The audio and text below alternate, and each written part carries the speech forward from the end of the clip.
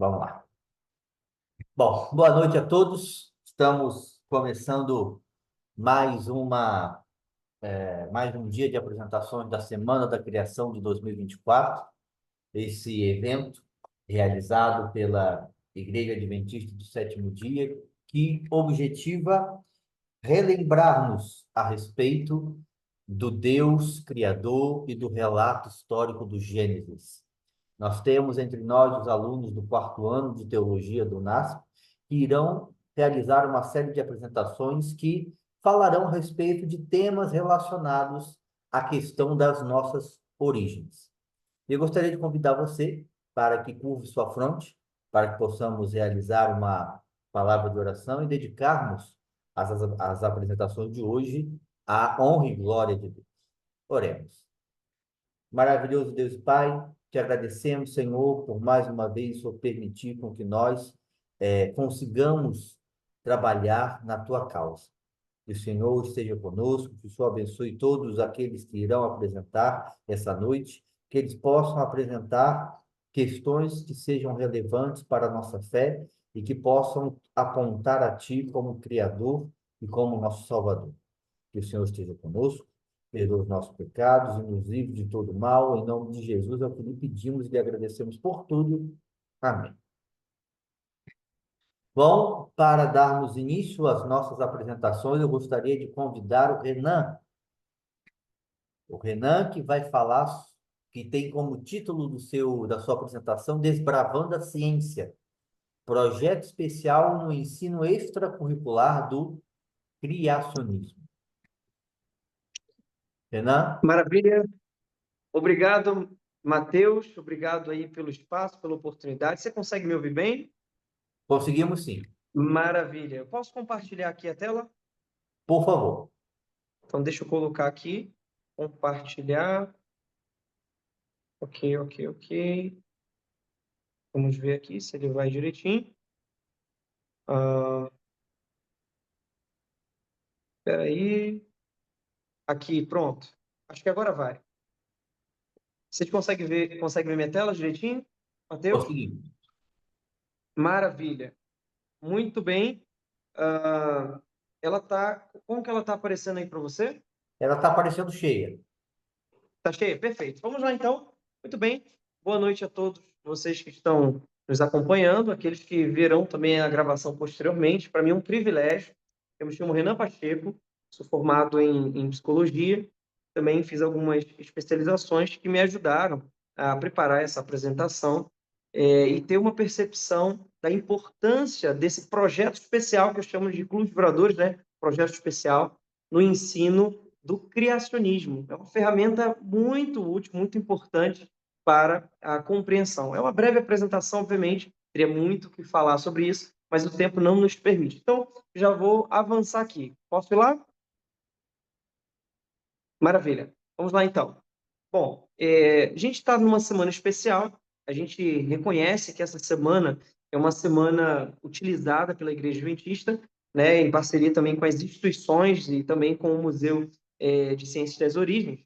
Eles separam esse período, essa faixa temporal, para discutir sobre muitos temas relacionados à criação, né, e principalmente o sábado da criação, que é o último sábado do mês de outubro. Né, há mais de 10 anos é entendido dessa forma, né? Vamos avançar aqui. Então, hoje nós vamos conversar bem rapidamente com a questão orientadora para descobrir qual é o papel do Clube dos Bravadores no ensino do criacionismo. Então, a gente vai ter uma percepção geral na estrutura dessa apresentação sobre o ensino do criacionismo. Em seguida, nós vamos falar sobre o que é o Clube dos Bravadores, o que é esse projeto especial, qual é a faixa etária que ele utiliza, quais são as estratégias. Em seguida, veremos também as ferramentas educacionais e, por último, o impacto do ensino do criacionismo, que essa ferramenta, que esse projeto especial tem para a vida dos adolescentes e juvenis de 10 a 15 anos, ok? Então, eu vou avançar aqui por conta do tempo, tem muitas informações interessantes que a gente agrupou e trouxe para você de maneira especial. Então, a gente vai estar percebendo, né, de uma forma interessante, e o criacionismo ele pode ser explorado, né, através de uma visão que, de certa forma, integra ciência e fé. né? E a ideia, a gente vai estar nessa apresentação destacando a importância desses projetos sociais. Um deles, o Clube de Bravadores na educação científica. Então, a gente vai dar esse exemplo do Clube de Bravadores, verificando as ferramentas pedagógicas que promovem esse aprendizado na prática, né? O desenvolvimento ético também impacta positivamente a formação de um grupo muito especial na nossa sociedade. Eu estou falando das pessoas que estarão no futuro sendo profissionais e por aí vai. Então, ter essa base científica logo no começo, essa percepção sobre a criação, permite que abra, né, novas discussões a partir do tema do criacionismo. Vou avançar aqui mais um slide, abordando agora sobre o ensino do criacionismo. Scott Matsky, eles apresentam o seguinte pensamento: o criacionismo é a crença de que o universo e a vida foram criados por um ato intencional de Deus. Então, pressupõe-se que há um criador, né?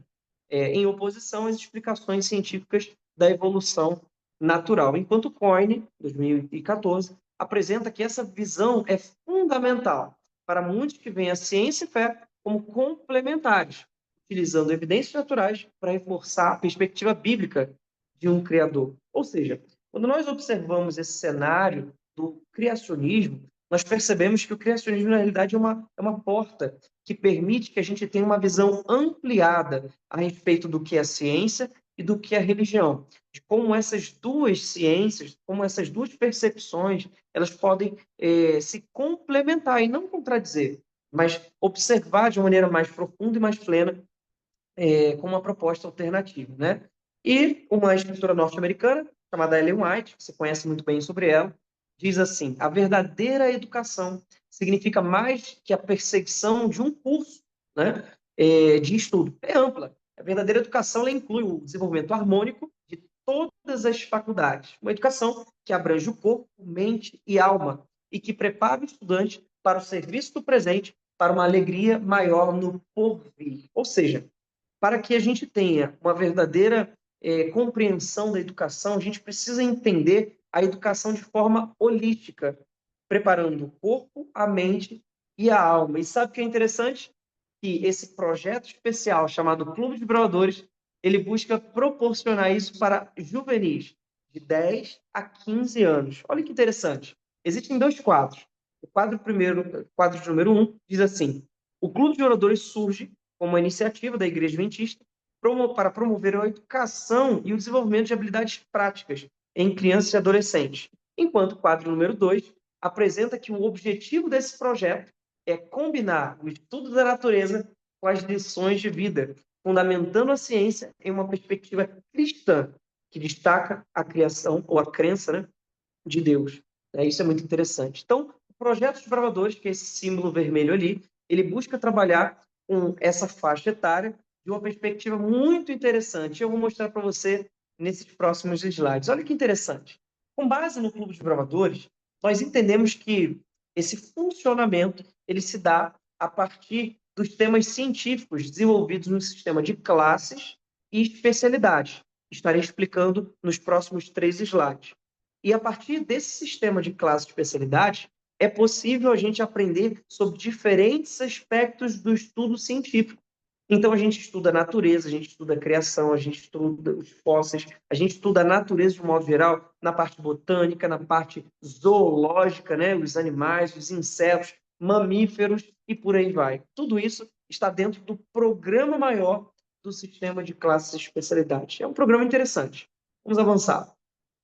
Dessa forma, as ferramentas que são utilizadas no Clube de Bravadores, as classes e especialidades, nós encontramos aqui como sendo a espinha dorsal dessa proposta do programa educativo, oferecendo um currículo que abrange desde estudos científicos até atividades espirituais. É um estudo, de fato, holístico.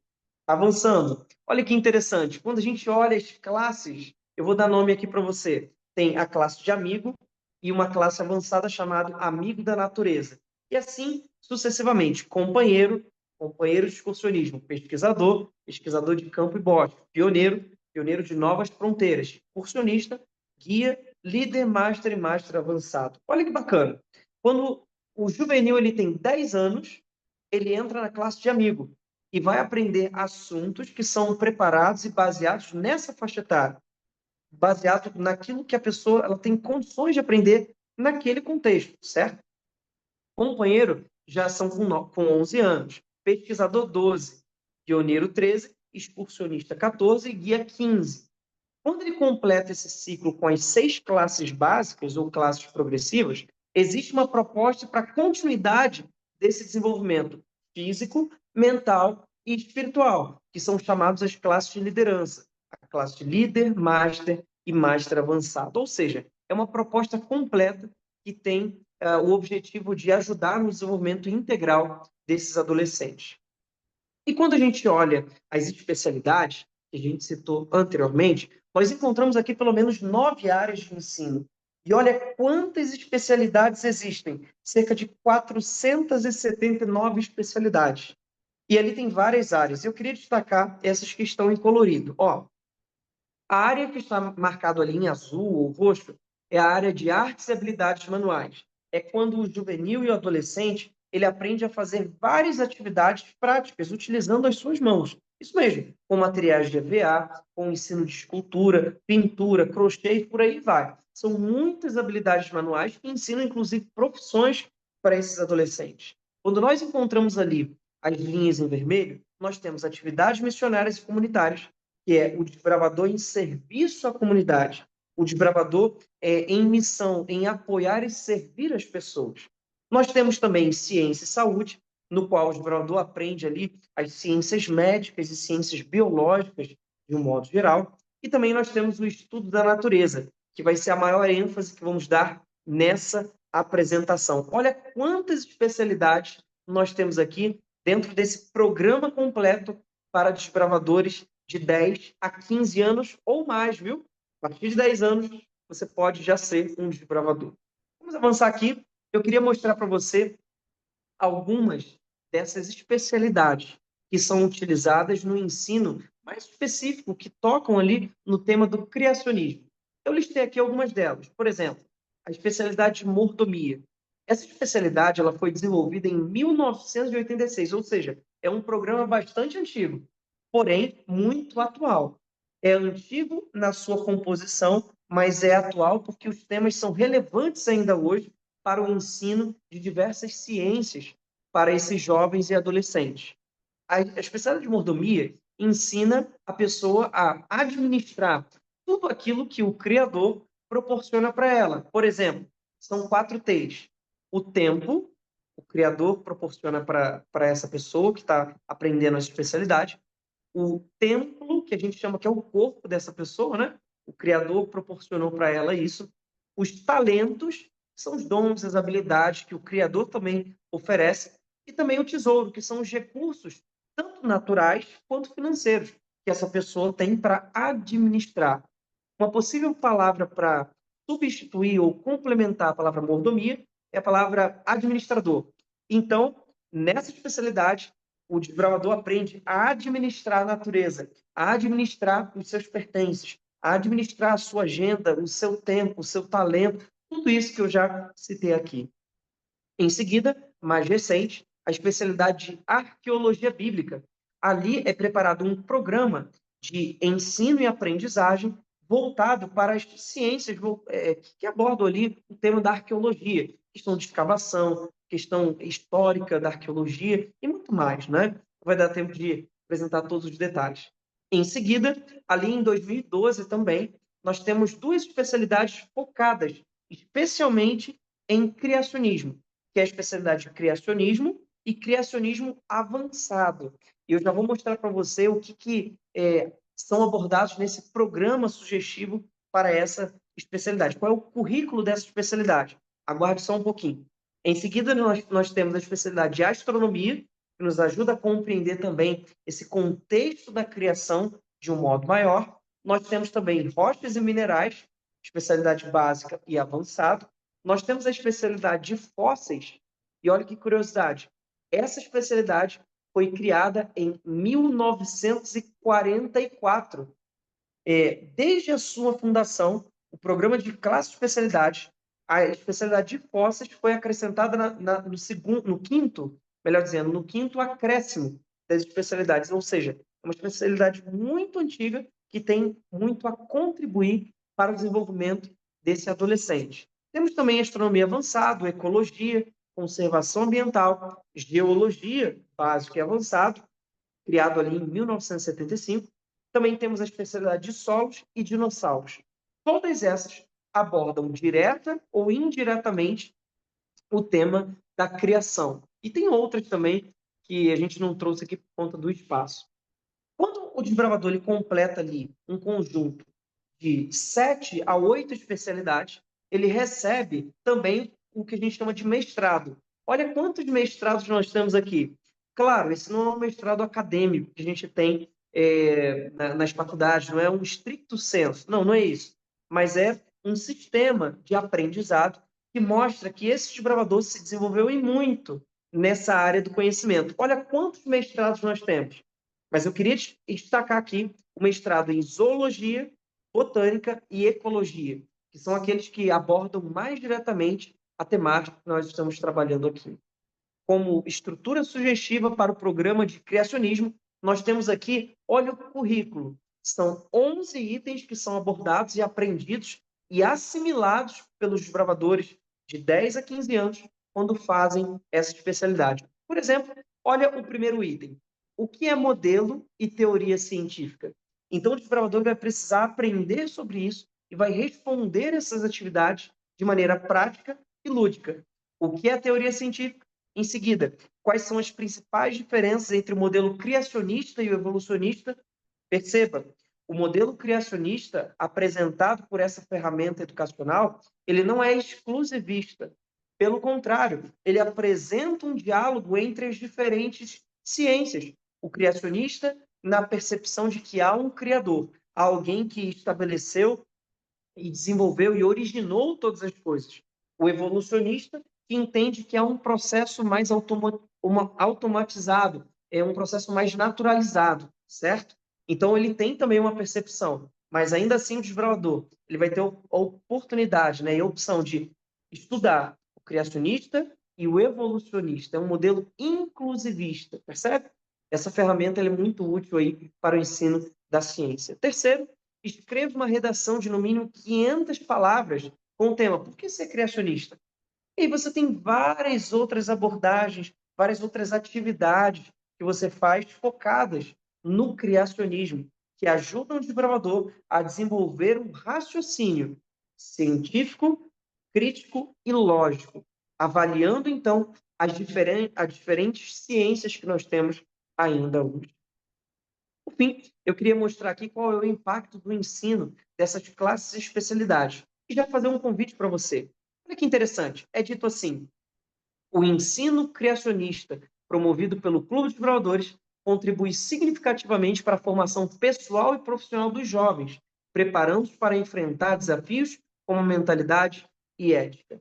E, por último, Norte, em 2008, apresenta que o impacto dos exploradores se reflete na sociedade ao formar indivíduos que valorizam a preservação da natureza, a responsabilidade social e a compreensão científica baseada em princípios bíblicos. Portanto, os desbravadores ele tem um impacto significativo no ensino das ciências. Por fim, percebemos que os desbravadores eles desempenham um papel fundamental na formação lógica crítica dos jovens ao unir ciência e fé, fazer essa integração, promovendo projetos sociais e educativos. Percebemos que esses programas eles não têm apenas um aprendizado teórico ou puramente prático, não, mas tem ali um aprendizado holístico que envolve, inclusive, no fortalecimento dos valores éticos e das habilidades sociais. Essas foram algumas referências utilizadas na apresentação e eu queria já fazer um convite para você nesses 30 segundos que faltam dessa apresentação. Eu não sei se você tem um filho ou filha na idade de 10 a 15 anos, mas eu queria proporcionar para você uma experiência única, baseada no Clube de Bravadores. Você pode perceber aqui que existe um programa estruturado. E se você tem o seu filho e a sua filha, você gostaria que eles vivenciassem essa experiência de forma científica, de forma lógica, de forma a se desenvolver de uma maneira completa, né? No aspecto físico, mental e espiritual, essa é uma oportunidade que você tem para o seu filho ou a sua filha vivenciar uma verdadeira aventura. Por isso, eu queria convidar você, pai de adolescente ou juvenil, a procurar um clube de brawladores no site Encontre um Clube. E ali você vai ter a oportunidade de matricular o seu filho de forma totalmente gratuita, a conhecer e aprofundar nesse conhecimento do clube de brawladores. Muito obrigado por essa oportunidade e espaço. Obrigado, Renan, pela apresentação, muito interessante. Como o Clube dos Desbravadores pode ser um instrumento, né, para o ensino e o entendimento dessa questão das origens. Parabéns pela sua apresentação. Agora nós temos um momento para perguntas, para considerações. Se alguém quiser fazer alguma colocação, fique à vontade para ligar o seu microfone ou escrever no chat também. E eu aproveito para chamar o Kaique, que vai falar sobre ajuste fino, né? A nossa próxima apresentação. Obrigado, Renan, pela apresentação. Kaique, consegue me ouvir? Consigo sim. Consegue Muito, apresentar aí a sua... sim, só um segundo. Vou colocar aqui. Mas muito boa essa apresentação. Eu sou desbravador também. Confirmo tudo que o Renan falou. Clube muda vidas, É sem isso aí. dúvida. É uma ótima ferramenta e deve ser cada vez mais incentivada, né? Uhum, com certeza. Estão conseguindo ver minha tela? Estamos vendo o topo do seu navegador com as abas. Só o topo? Só o topo dele. Vixe. Tenta sair de novo e compartilhar.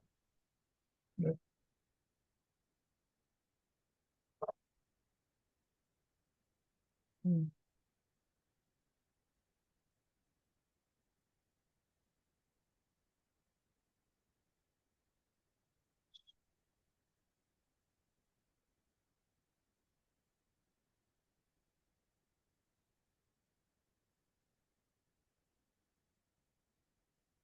Vixe. Aqui.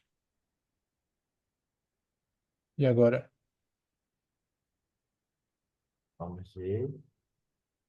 Peraí, quinto, agora.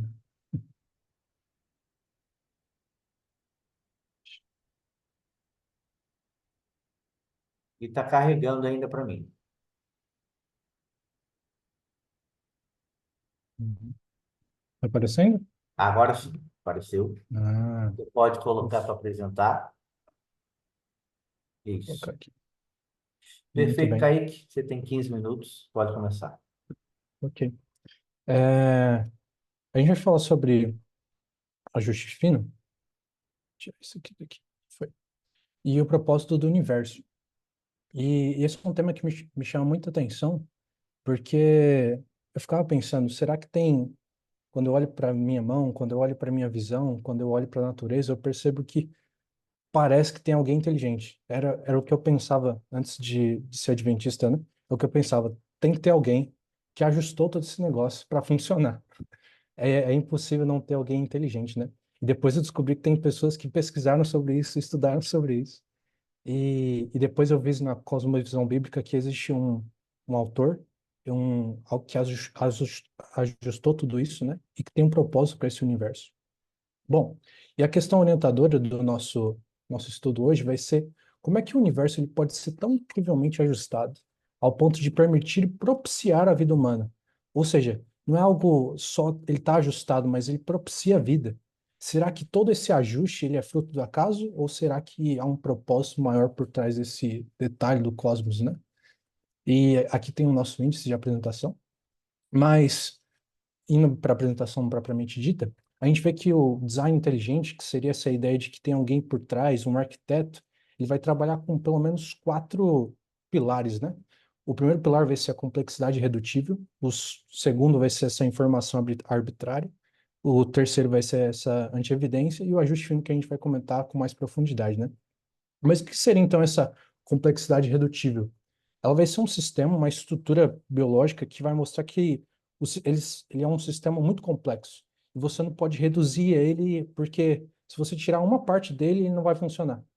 Então, toda a parte do sistema é importante.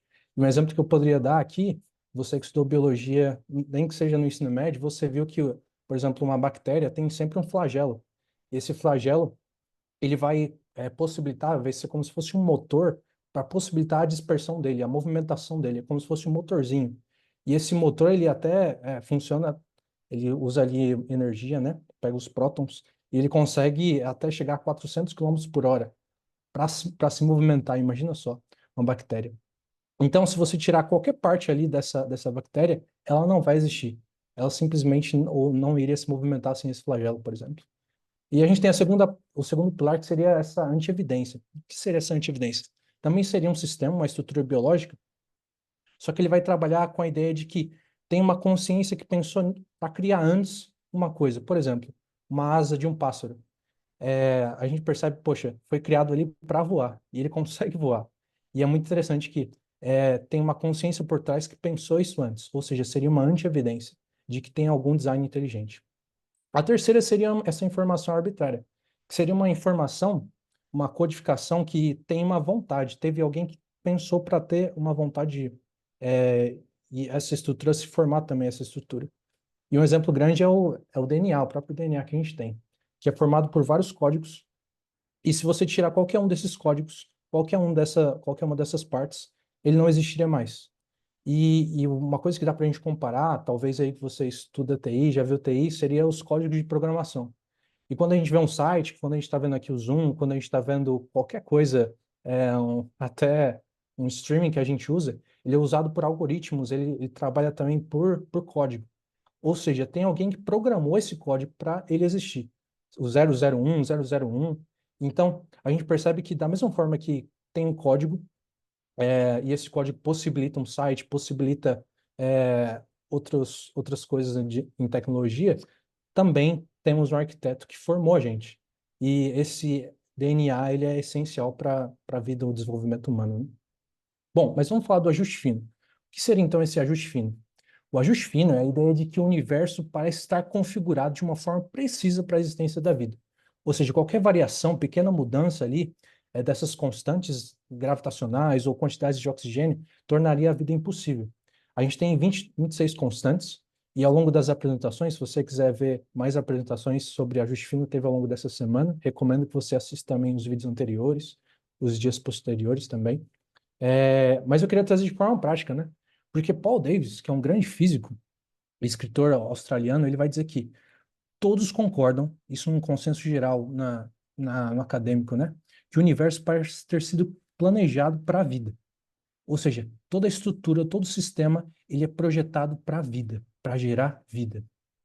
E quando a gente vai para a palavra de Deus, na perspectiva adventista também sobre essa criação, a gente percebe que Deus ele pega a não vida e faz vida.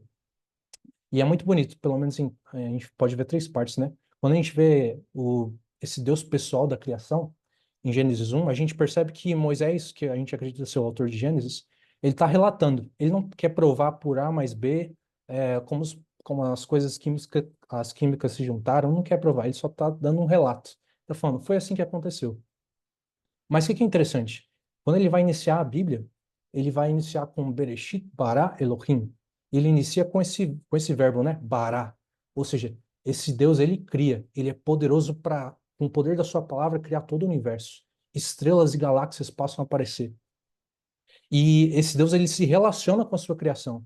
Isso é muito bonito. Ele é criador, ele é Elohim, mas ele também sustém essa criação. Isso é muito forte. Então, a visão adventista vai ver que esse design inteligente, esse ajuste fino, tem um arquiteto, tem um ajustador, que seria esse Deus, né? Que ele planeja para não só criar, não só para viver, e mesmo quando eles caírem, restaurar, redimir eles. Muito bem. A gente vai tentar ver agora do macro para o micro. E nas outras apresentações eu vi bastante as constantes, né? E elas são muito importantes, depois você pode pesquisar elas. Mas eu queria trazer de forma mais prática aqui. O que seria esse ajuste fino nesse macro, sabe, do universo? E uma primeira coisa que a gente poderia ver seria a distância da Terra do Sol. Porque a gente vê que tem uma distância de 149 milhões de quilômetros. Ou seja, Se essa distância fosse menos ou mais, ou a Terra seria muito fria, ou a Terra seria muito quente. Ou seja, não teria vida na Terra. Se fosse alguns quilômetros a mais, alguns quilômetros a menos, não existiria vida na Terra. Da mesma forma que a inclinação da Terra também é precisamente 23,5 graus. Ou seja, essa movimentação faz com a rotação e a translação da Terra, faz com que haja estações e faz com que o Sol chegue em partes do planeta Terra. Ou seja, se não tivesse essa inclinação, não teria vida na Terra. Se fosse 23,6, não teria vida na Terra. Se fosse 23,4, não teria vida na Terra. Tinha que ser 23,5. E a presença da Lua é fundamental para isso, para manter essa inclinação da Terra, desse apoio gravitacional, né? E, além disso, de estabilizar essa inclinação da Terra, essa força gravitacional também vai ajudar no movimento dos mares, da maré, né? E isso vai ser muito importante para manter o mar e os oceanos ali no mesmo, se não tivesse, manteria no mesmo nível, ou seja, não teria essa movimentação. Da mesma forma, a gente também tem esse ajuste fino na composição da atmosfera, que compõe por 21% de oxigênio a atmosfera. E uma mudança pequena, se fosse 22, se fosse 23, se fosse 20, também não teria vida na Terra. Outra coisa importante também que a gente pode ver aqui seria essa salinidade dos oceanos. E ela é sempre 3,4. Ela tem uma variação muito baixa ali e precisa dessa salinidade para também ter vida, para os peixes viverem, para os tubarões e outros peixes viverem, né? E é interessante também a gente ver essa conversão de hidrogênio em hélio, né, do Sol. Ele pega basicamente ali dois átomos de hidrogênio, transforma em hélio, e nessa fusão nuclear transforma em energia que chega aqui na Terra e é exatamente 0,007% para chegar essa energia aqui na Terra e a gente ter vida na Terra. Se não tivesse essa energia, esse Sol, a gente também morreria. E da mesma forma, essa constância solar que chega aí em 1%. A gente também tem a gravidade e a massa dos corpos celestes. E a gente vê que se essa constante da gravidade fosse maior ou menor, o universo ele estaria, não existiria, né? Mas ele seria completamente comprimido ou ele seria completamente espaçado, dividido. Também é outro ponto muito importante que uma comprova, né?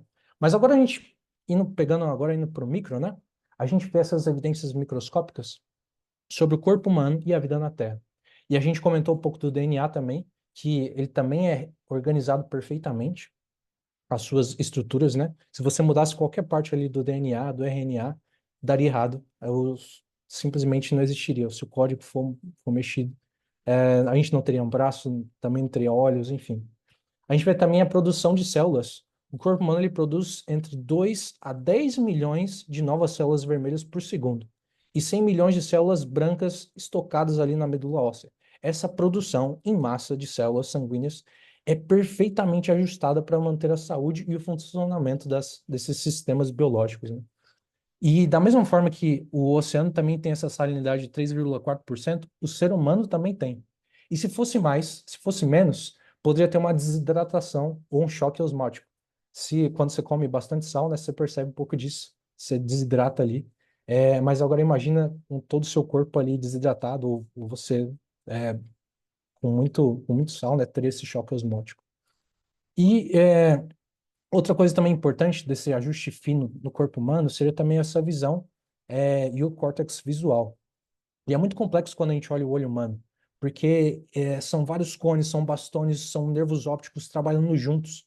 E é interessante que a visão, ela chega invertida. E os nossos neurônios ali, esses nervos, eles têm que inverter toda essa imagem. Ou seja, a gente vê de cabeça para baixo. Mas o nosso corpo, o nosso cérebro, ele converte essa imagem, ele consegue captar luz. E isso é fenomenal, sabe? É você olhar e pensar, poxa, Deus, ele pensou em tudo. Também tem as nossas conexões neurais que a gente comentou, né? E também as partículas subatômicas.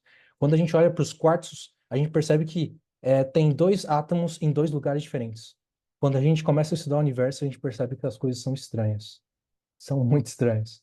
E mesmo um átomo estando em dois lugares ao mesmo tempo, ele permanece estável, a matéria permanece estável. E a gente percebe Deus ali sustentando tudo, absolutamente tudo. Muito bem. Quando a gente olha para os cientistas, né, físicos teóricos, vai ter um consenso. E eu trouxe alguns deles. Esse Sir Martin Rees, ele vai dizer o seguinte, ó: onde quer que os físicos olhem, eles veem exemplos de sintonia fina. Isso é um astrofísico de Cambridge. Quando a gente olha para Stephen Hawking, ele vai dizer o seguinte, ó: o fato notável é que os valores desses números parecem ter sido muito finamente ajustados para tornar possível o desenvolvimento de vida. Eu gostei dessa afirmação também desse professor, que diz o seguinte, ó: se alguém afirma não ser surpreendido pelas características especiais que o universo tem, ele está escondendo a sua cabeça na areia. Essas características especiais são surpreendentes e improváveis. Esse Freehold também vai dizer o seguinte, ó: uma interpretação de senso comum dos fatos sugere que um superintelecto mexeu com a física. Não foi algo isolado, sabe? Não foi algo por acaso. E que não existe forças cegas dignas de se comentar a respeito da natureza. Os números que calculam a partir dos fatos parecem ser tão avassaladores, a ponto de quase não poder questionar essa conclusão. Mais um aqui, que é Paul Davies, que a gente citou no início, né? Existe para mim uma poderosa evidência de que há algo acontecendo por trás de tudo. Parece como se alguém detalhadamente afinou os números da natureza para fazer o universo. A impressão do design é esmagadora. Então a gente tem um consenso entre esses cientistas que, de fato, tem alguém, tem alguém. De acordo com a visão adventista, a gente crê que é Deus. Deus, esse é o criador que mantém e ajustou esse universo para proporcionar a vida. A gente vê pelo menos três aspectos importantes aqui, que seria esse papel da humanidade no plano de Deus, né? Ou seja, Deus ele criou o ser humano por um propósito. Ele não deixou ao léu. Ele tem um plano divino de ser imagem e semelhança dele e governar essa terra e manter essa terra. Ou seja, cuidar da sua criação. E a gente vê essa ideia de mordomia, que até tem a especialidade de mordomia que o Renan comentou. E o que seria essa mordomia? Essa administração da vida. Ou seja, Deus ele pede para administrar o jardim, mas não pede só para administrar esse jardim e essa terra. Ele pede para também cuidar das relações que acontecem dentro dessa terra. Isso implica cuidar da terra, isso implica também cuidar do outro, do próximo, do meu irmão. Então, essa mordomia cristã, esse propósito de cuidar do outro, de amar o outro, é muito importante para essa visão adventista e bíblica, né? E também ter essa interconexão entre vida e o ajuste fino. Ou seja, a gente vê que essas precisões, essas evidências de que tudo está ajustado, todas essas constantes estão ajustadas, a gente vê que tem um propósito maior. A gente não está deixado ao léu, alguém que criou a gente e deixou ao léu, não. Tem alguém que tem um propósito para mim e para você. Então a visão adventista entende que Deus ele criou o universo com o propósito de sustentar a vida humana, que é parte desse plano de redenção. Ou seja, Deus ele não só cria, mas ele mantém.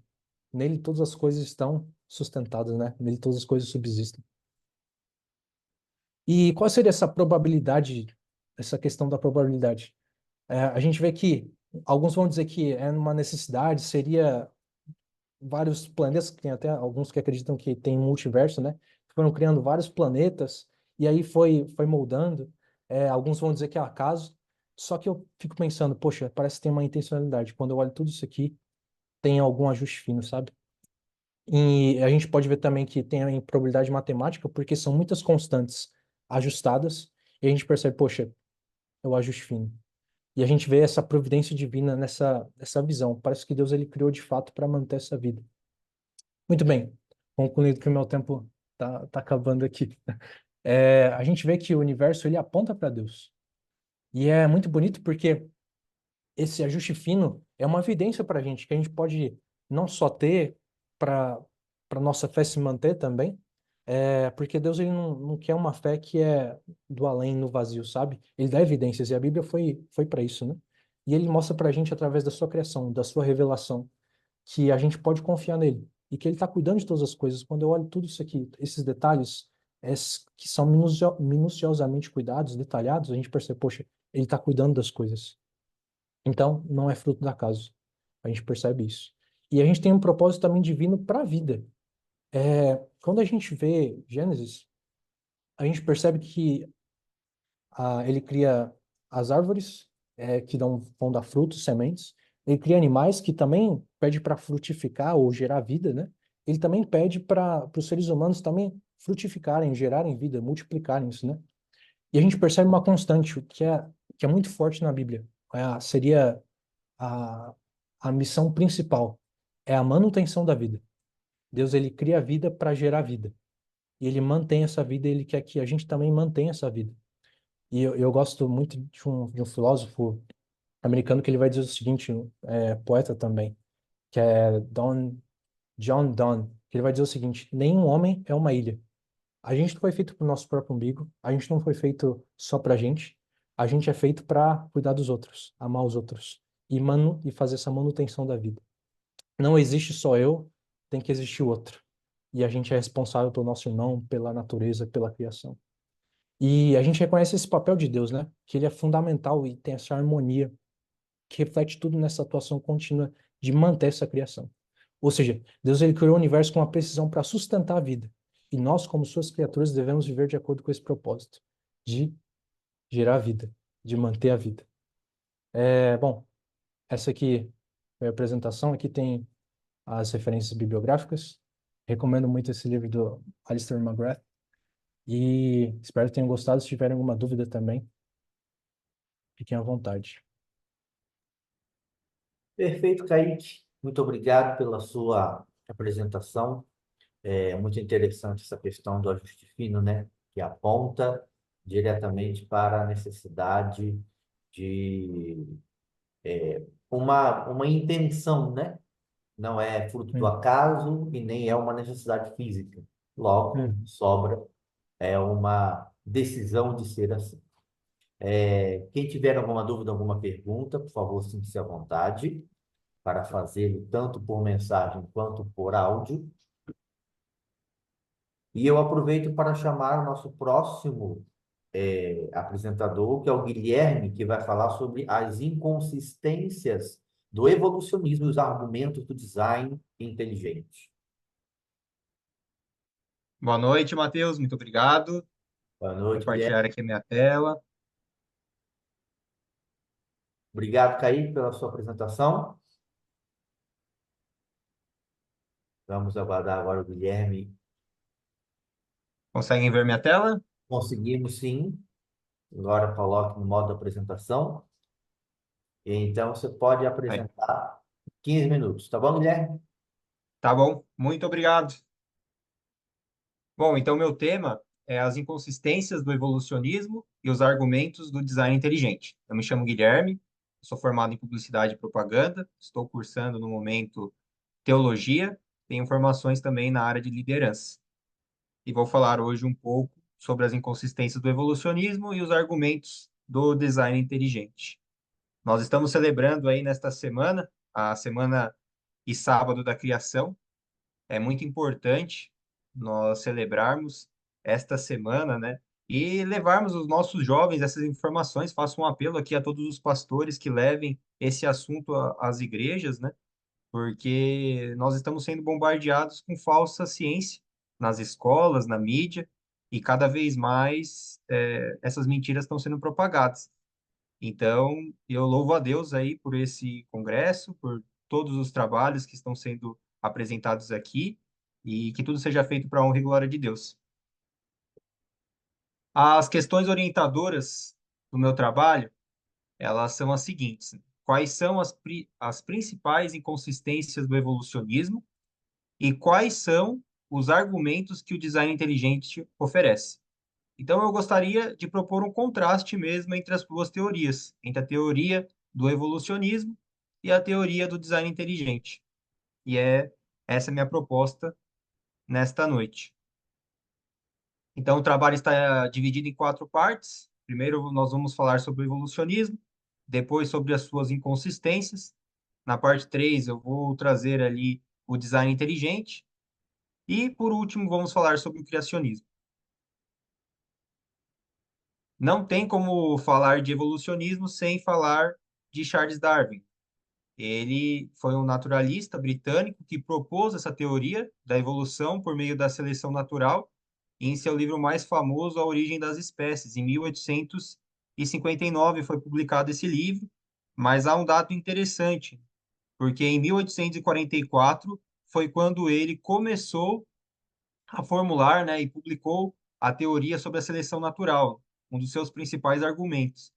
Essa teoria da evolução, através da seleção natural, se tornou a base dessa teoria da biologia evolutiva moderna e influenciou profundamente o pensamento científico, filosófico e até mesmo religioso até os dias de hoje.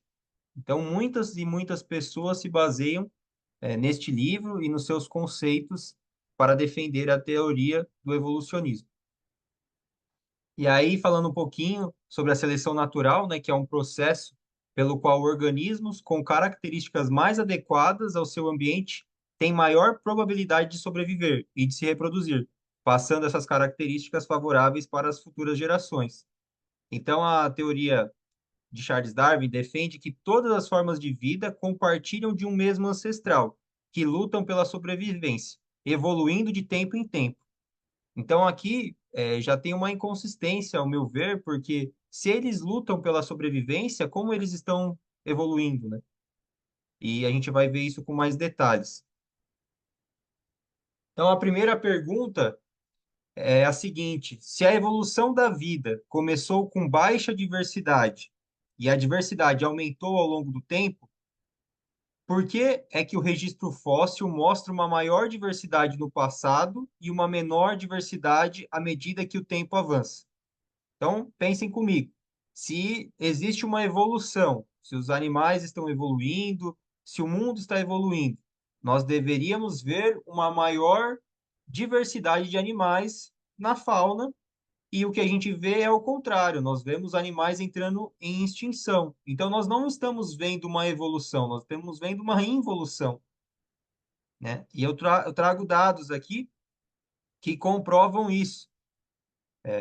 Aqui neste site científico, ele apresenta que a partir de 1790, quando começou a Revolução Industrial, houve um crescimento assim exponencial na extinção de animais, de mamíferos, de pássaros, de peixes, de répteis, né? Então veja como a gente está evoluindo, né? Os animais eles estão entrando em extinção. E se a teoria da evolução ela fosse verdadeira, nós veríamos o quê? Novos animais surgindo. Por quê? Porque o mundo estaria em plena evolução, né? Veja aqui, de 1500 a 1900, nós tínhamos já 140 espécies em extinção. E veja como que esse número triplica depois dos anos de 1900. Nós hoje já temos mais de 477 diferentes espécies que já entraram em extinção.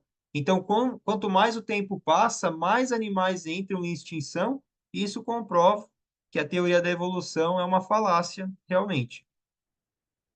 O segundo argumento, né, a segunda pergunta que eu gostaria de fazer para os senhores nesta noite, se a evolução necessariamente deveria progredir de criaturas pequenas para criaturas grandes, como defende Charles Darwin ao longo do tempo, por que o registro fóssil mostra o inverso?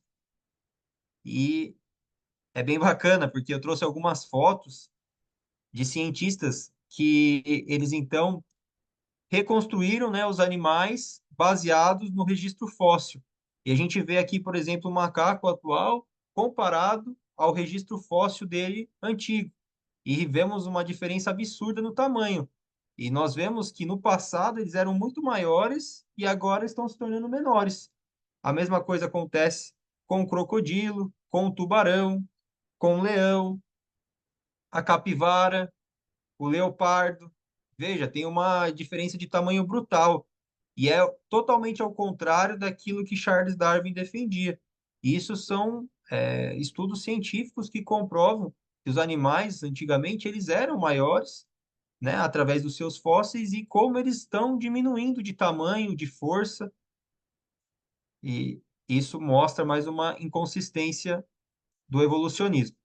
A terceira pergunta que eu gostaria de fazer é se a seleção natural ela funciona eliminando as variantes mais fracas, então o mais forte sempre que sobrevive, segundo Charles Darwin, então como é que um mecanismo que funciona por subtração cria mais diversidade?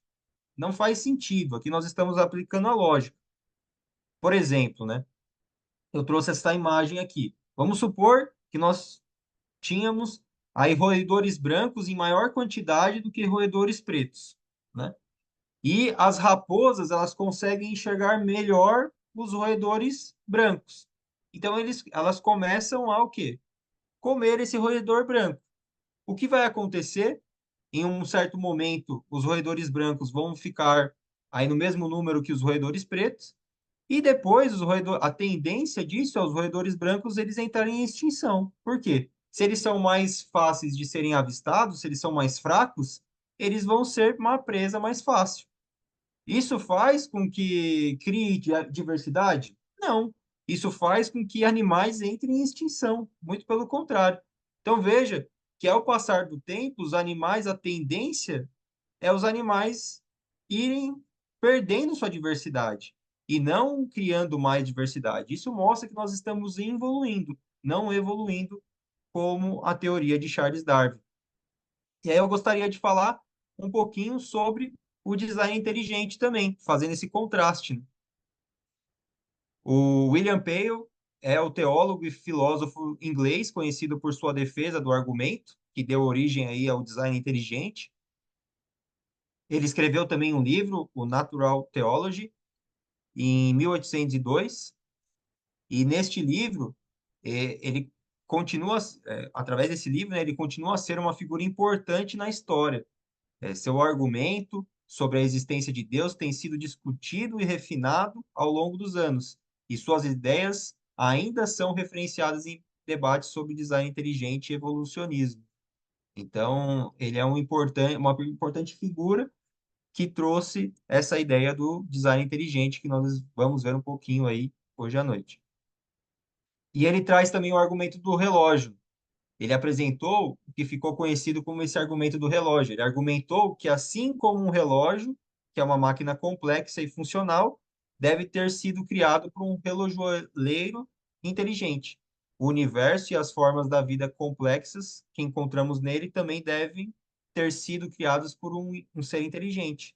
E esse ser inteligente nós acreditamos que seja Deus. Tudo aponta para um Criador, através da complexidade da vida, do corpo humano, do cérebro humano, dos animais, de toda a estrutura do universo, tudo isso aponta para um Criador. E aqui nós temos os quatro principais pilares do design inteligente. Até o amigo estava falando um pouco aqui sobre o ajuste fino. Eu não vou entrar com muita profundidade nesse assunto, até por conta do tempo, mas eu gostaria de passar aqui os quatro principais pilares do design inteligente e ao longo da semana tenho certeza que mais amigos vão abordar esses temas e aprofundar em cada um deles. E você também que está assistindo pode procurar que essa informação ela está disponível aí na internet, né? Mas o primeiro, então, que nós vamos ver é a antevidência. Essa antevidência é a ideia de que certos sistemas biológicos parecem ter sido projetados com características antecipatórias, que os tornam funcionais e adaptáveis a condições futuras. Então, esse é o primeiro pilar. O segundo é a complexidade irredutível, uma ideia que certos sistemas biológicos só funcionam se todas suas partes estiverem presentes, tornando impossível sua evolução gradual por meio de mudanças sucessivas, né? Então, mais uma teoria que quebra a teoria do evolucionismo. A teoria da informação também, que refere-se à estrutura organizada e específica de sequências genéticas que codificam funções precisas nos organismos vivos, indicando a presença de um design intencional. É impossível, ao ver a complexidade do ser humano e tudo que traz o corpo humano, por exemplo, que nós somos criados aleatoriamente. É impossível. É como acreditar que uma bomba foi estourada dentro de um ferro velho e dessa explosão formou-se um carro. Assim, é algo ilógico mesmo, né? Isso não tem como acontecer de maneira casual ao acaso, né? Por mais que eles alegam que a Terra tem milhões de anos, que nós sabemos que isso também é uma falácia, mesmo com todos esses milhões de anos, né, a probabilidade disso acontecer com a complexidade de tudo que foi criado por Deus, ela é irrisória, né? Nós temos também aí o ajuste fino, que é a ideia de que as constantes e condições do universo são precisamente calibradas para permitir a existência de vida. Então, tudo aponta para esse ajuste, né? Nós vemos que a distância do Sol para o planeta Terra, a distância da Lua para o planeta Terra, se o Sol estivesse mais perto, nós morreríamos todos fritos, né? Com o calor do Sol. E se ele estivesse mais longe, nós morreríamos congelados. Então, tudo isso mostra a perfeição da criação divina. Eu gosto muito dessa frase que o pastor Rodrigo Silva usa bastante também, que é uma frase em latim, que diz ex nihilo nihilo fit, que significa que nada surge do nada. É também atribuída ao filósofo grego Parmênides, né? Então, é impossível toda a complexidade, a vida que foi criada neste planeta Terra ter surgido do nada. E nós sabemos muito bem que essa origem, ela é Deus, né? Se os homens ao menos lessem a palavra de Deus, e nas suas primeiras linhas, eles já encontrariam a resposta. Em Gênesis, capítulo 1, verso 1, a palavra de Deus, ela não argumenta, ela não dá explicações, ela simplesmente afirma que no princípio Deus criou os céus e a terra. E ponto final. Deus é o criador dos céus e da terra e o mantenedor de tudo.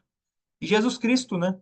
Que é o nosso Criador, mantenedor e redentor do mundo, como diz João, capítulo 1, do verso 1 ao 14. Então, nós temos aqui o contraste entre o evolucionismo e o design inteligente, e deixando, né, de forma enfática aqui a nossa posição de sermos criacionistas, porque existem cientistas que defendem o design inteligente, mas que não são criacionistas, acreditam em uma outra forma de criador e tudo mais, e nós acreditamos que o criador é Deus e na, na versão humana, Jesus Cristo.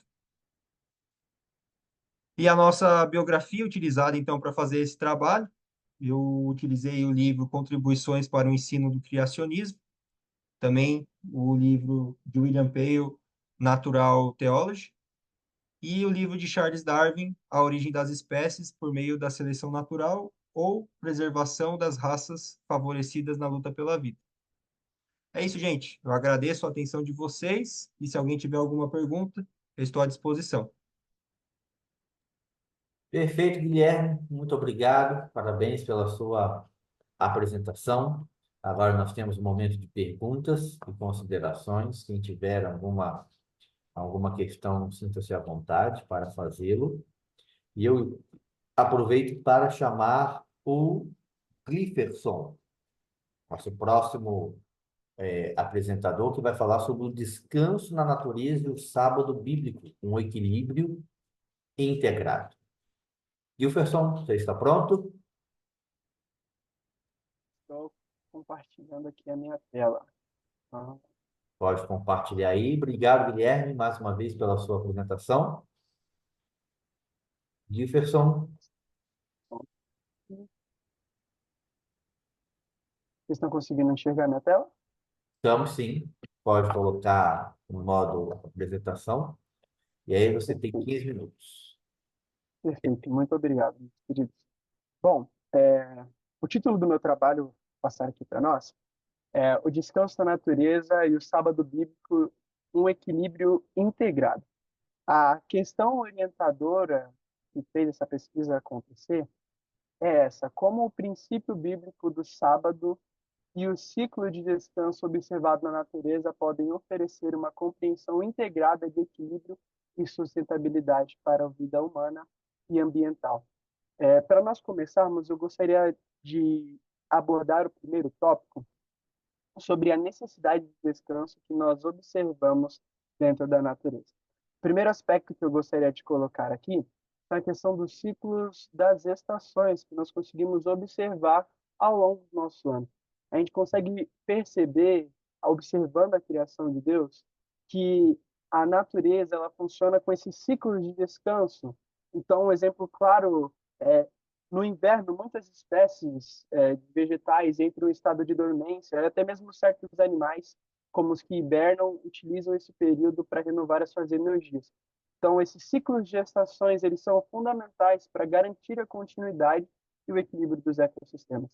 Além disso, nós temos o ciclo circaseptano. Este é um ciclo que nós observamos dentro da natureza, que são ciclos de 7 dias. Nós temos o ciclo circadiano, que é o ciclo de 24 horas, e o ciclo circaseptano é o que nós percebemos dentro da natureza, ciclos de 7 dias. Alguns exemplos que eu poderia aqui colocar, dentro do nosso sistema imunológico. Alguns estudos sugerem que a resposta imunológica do corpo pode seguir um ritmo de cerca de 7 dias, especialmente em relação à cicatrização de feridas ou até mesmo ao combate de infecções. Falando sobre os ciclos hormonais, nós também percebemos que certos hormônios eles podem mostrar variações semanais em sua produção e liberação.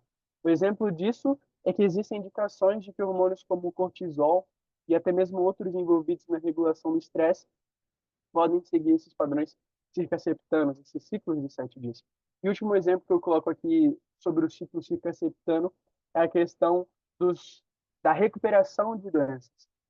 A recuperação de algumas doenças ou ferimentos pode mostrar esse padrão de uma flutuação com os ciclos circaseptanos. Ou seja, a melhora ocorre geralmente após uma semana, e isso pode estar relacionado ao ritmo da renovação celular e até mesmo a resposta imune, a questão do nosso próprio corpo. Nós percebemos isso. Mas além dessas duas necessidades, desses dois ciclos que nós enxergamos na natureza, nós também percebemos um exemplo do descanso do solo na própria agricultura. Nós temos um conceito muito importante desse descanso. Até porque se a terra for continuamente utilizada para o plantio, sem nenhum período de repouso, ela perde a sua capacidade de produzir de maneira sustentável. Até interessante, Aldo Leopold, ele é um especialista nessa área, e ele fala um pouco como deveria ser a nossa relação com a natureza. Ele até diz, né, que nós deveríamos agir, o ser humano deveria agir como um membro cidadão da comunidade natural, né, respeitando os seus ciclos, o seu tempo necessário para a regeneração, e também, por fim, nós teríamos os ciclos biológicos humanos, que nós precisamos de um tempo de descanso. Isso é nítido. Nós precisamos até mesmo descansar no nosso próprio sono, para que as nossas energias sejam renovadas, até mesmo para que tudo aquilo que nós tivemos durante o dia possa, de fato, concretizar o conhecimento do que nós estamos aprendendo, e até mesmo um descanso mental, um descanso físico, um descanso também espiritual. Então, o primeiro ponto sobre essa questão do descanso, essa integridade, né, essa relação, esse equilíbrio que nós estamos colocando aqui, é de que a natureza é clara, de que ela necessita de descanso. Isso nós conseguimos enxergar de uma maneira muito clara. E algo que conversa com isso, que é a abordagem do nosso trabalho, é a questão do conceito de sábado na Bíblia. Desde quando nós abrimos a Bíblia, no livro de Gênesis, nós percebemos Deus dando uma ordem clara, ou ele dando um grande exemplo da questão do descanso, e o sábado servindo para a prática deste conceito, dessa necessidade. Eu quero compartilhar com vocês dois textos bíblicos. O primeiro se encontra lá em Gênesis, no capítulo 2, versículo 2 e versículo 3.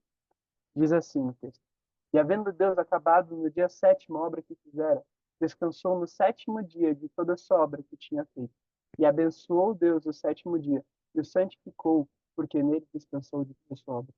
Deus ele estabeleceu o sábado como um dia de descanso, após 6 dias de trabalho, mesmo sem se cansar.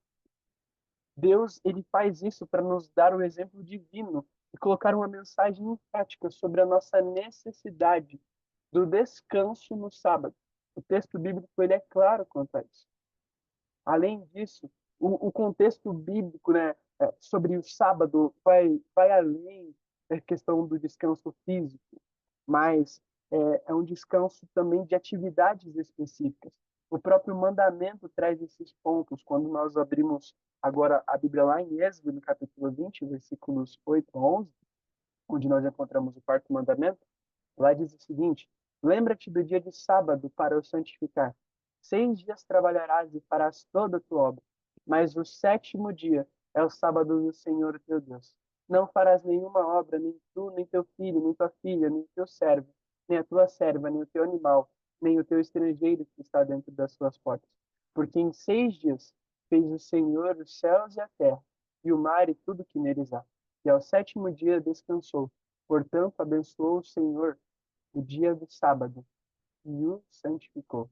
Então, nós percebemos, meus queridos, ao longo de todo o texto bíblico, principalmente nesses 2 primeiros livros, a necessidade do descanso que Deus ele estipula e através do sábado Deus ele nos coloca é, essa oportunidade de descansar como uma necessidade que nós já temos. E aí ele coloca sobre isso.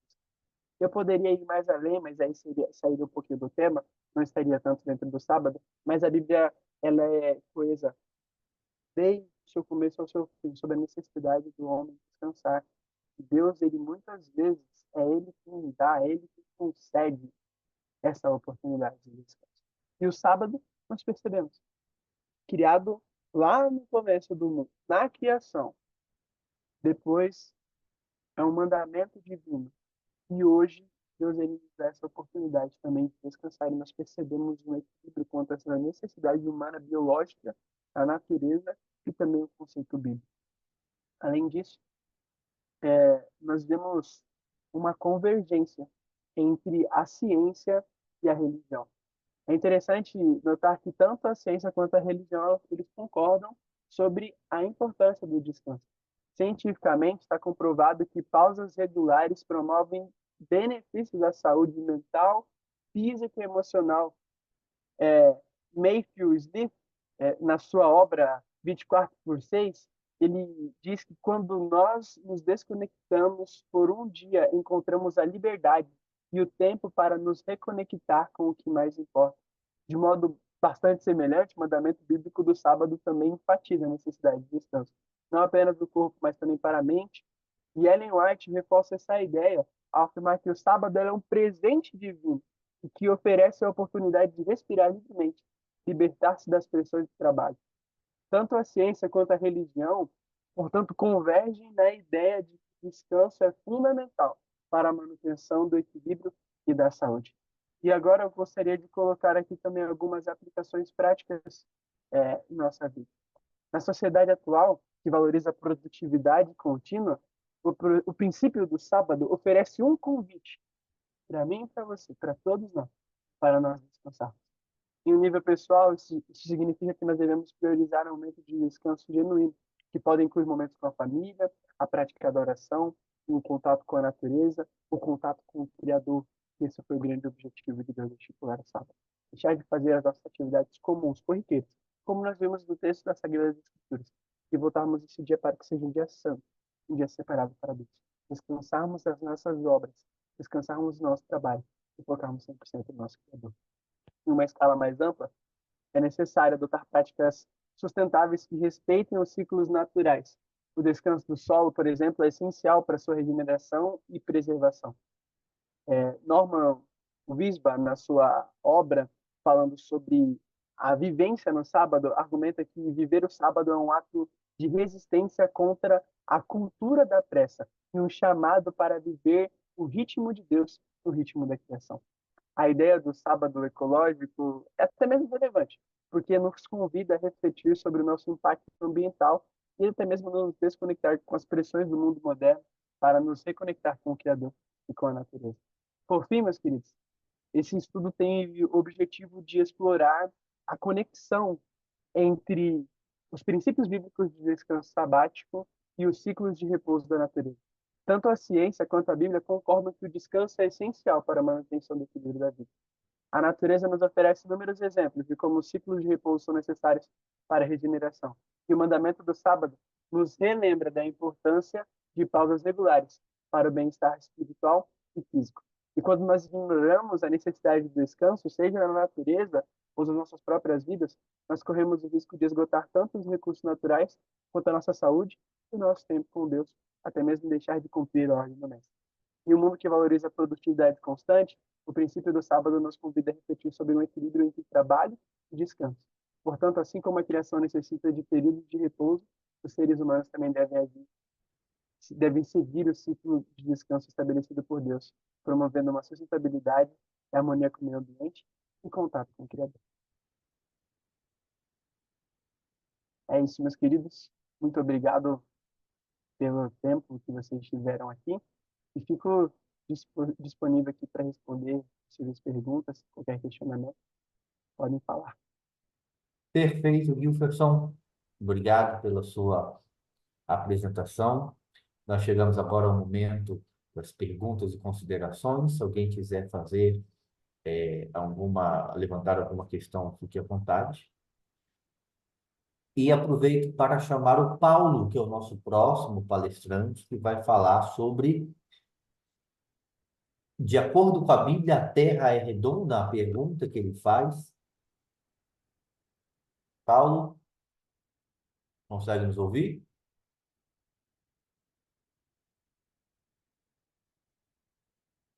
Obrigado, Gilferson, pela sua apresentação.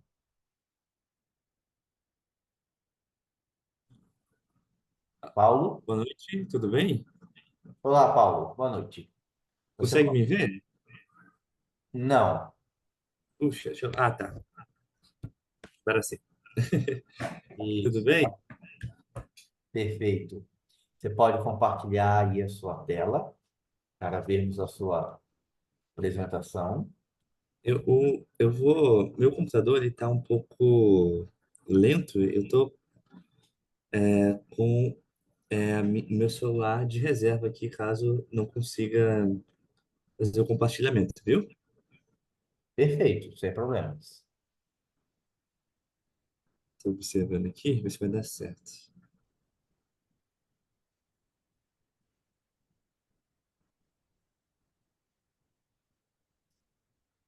Ainda ele tá iniciando o compartilhamento, não é isso? Isso, Vou esperar mais um pouquinho. Qualquer coisa eu vou pro celular mesmo. sem problema. Vamos aguardar aí enquanto ele começa o compartilhamento. Acho que eu vou recorrer ao celular, viu? Sim, Demorar.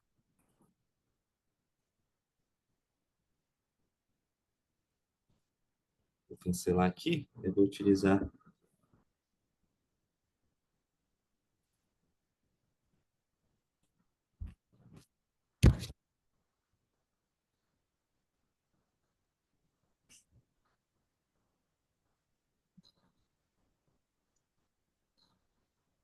Me ouve bem agora? Só.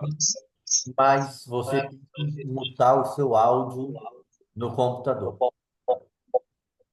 É, né? Só. Porque senão fica dando um eco.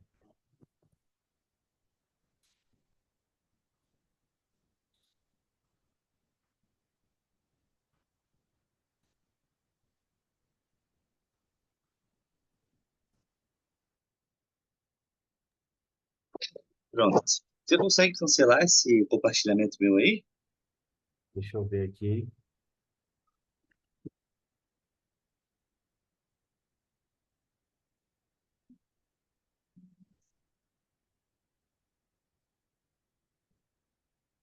Ah,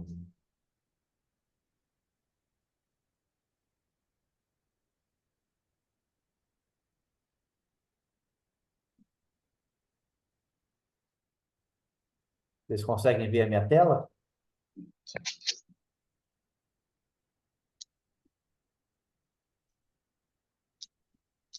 E aí eu consigo parar. Assim que eu puder, então.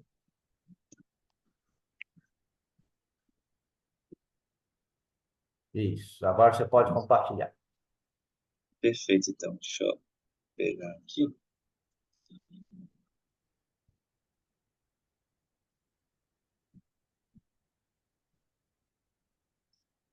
Compartilhar aqui. Tomara que esteja e fique bom para ver. Tá vendo direitinho aí? Isso. Tem que virar o celular de lado. Tá, deixa eu só ligar a rotação aqui.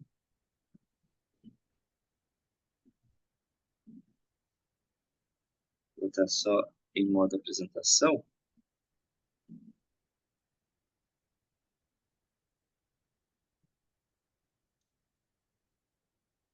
E agora, aqui, ó, achei. Eu sabia que o computador não ia facilitar para a gente, mas tudo bem. Vamos lá. Pode começar? Pode começar, Paulo. 15 minutos.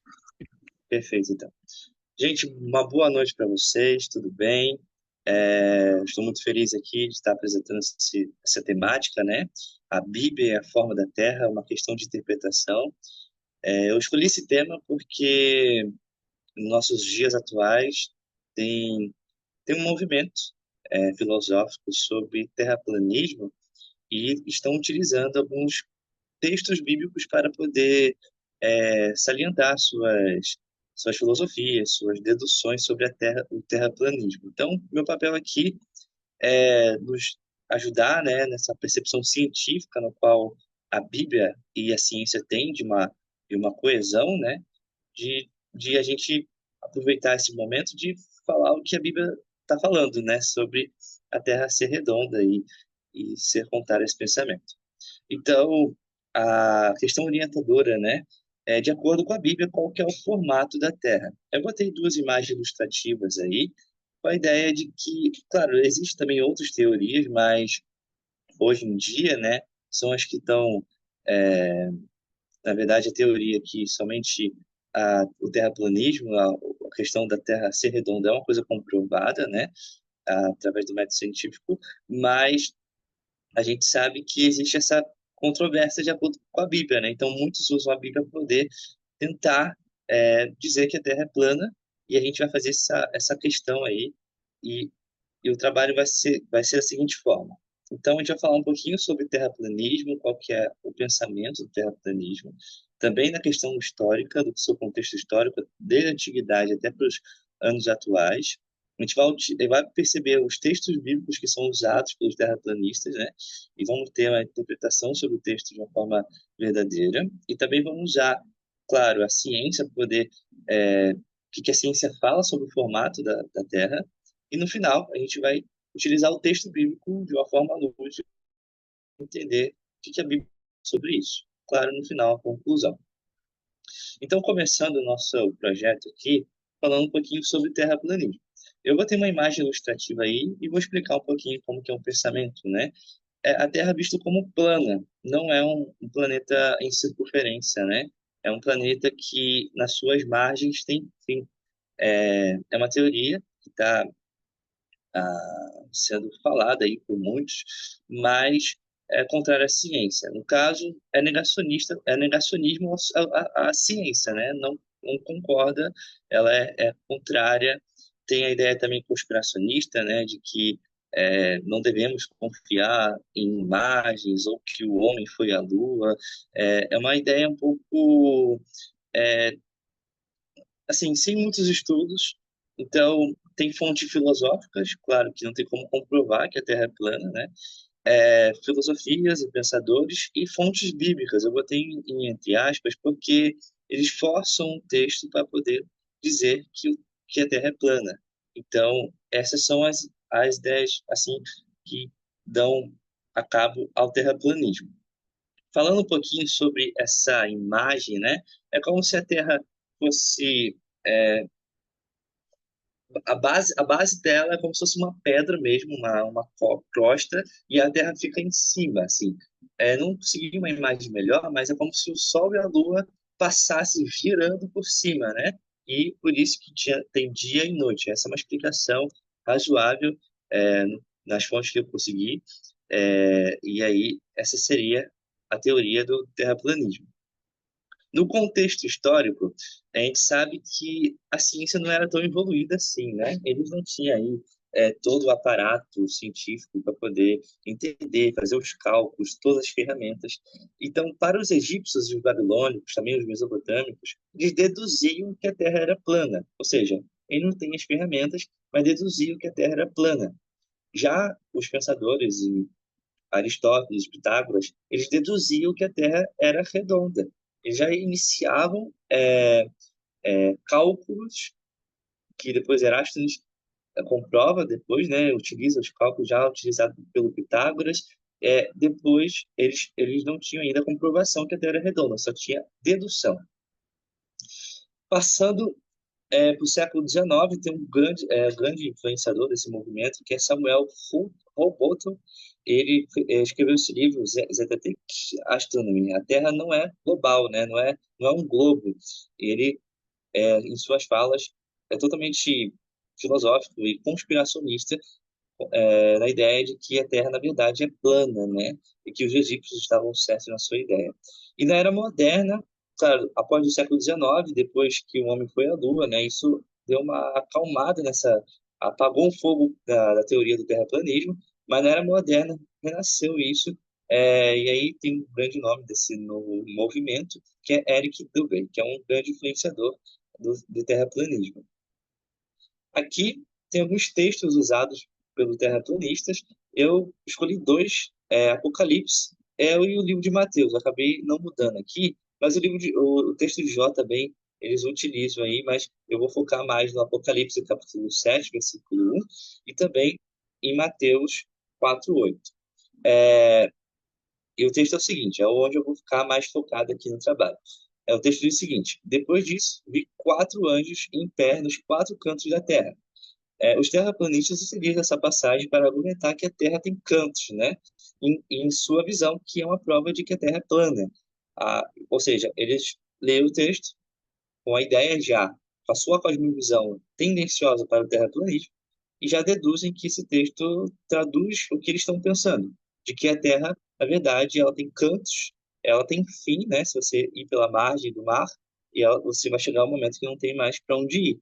Então, a gente utiliza o capítulo 7, versículo 1 de Apocalipse, mas a gente entende que o texto, na verdade, está dizendo sobre os pontos cardeais, né? É norte, sul, leste e oeste. Então, também tem o texto de Mateus, capítulo 4, versículo 8, que diz o seguinte, né, que é o contexto das tentações do diabo para com Jesus. Levou o diabo a um monte muito alto e mostrou-lhe todos os reinos do mundo e a glória dele. A ideia é de que Jesus conseguiu ver todos os reinos do mundo, então, tipo, Satanás levou ele para um monte alto e ele conseguiu ver tudo, ou seja, para os terraplanistas, esse texto comprova de que a Bíblia dá a entender que a Terra é plana, né? Então eles colocam isso como argumento. Claro que a interpretação melhor para esse texto, existem algumas, né? Mas de que os reinos que Jesus vê, na verdade, são reinos próximos a onde ele estava, do deserto, né? Mesmo se a gente subir do Monte Everest, que é o ponto mais alto do mundo, a gente não consegue ver toda a Terra porque ela é uma circunferência. Então a gente não consegue ver além do horizonte. Então esse argumento aqui não é válido, né? Eles utilizam a interpretação para poder comprovar a ideia deles. Então eu deixo um cuidado para a gente, né? Porque provavelmente existam pessoas que acreditam e utilizam textos bíblicos para poder tentar comprovar, né? A ideia é que a gente tem que ter uma leitura cuidadosa é essencial para entender o significado verdadeiro. Então, a gente precisa entender que a Bíblia não se contradiz com a ciência. Na verdade, elas dão de mão dadas, né?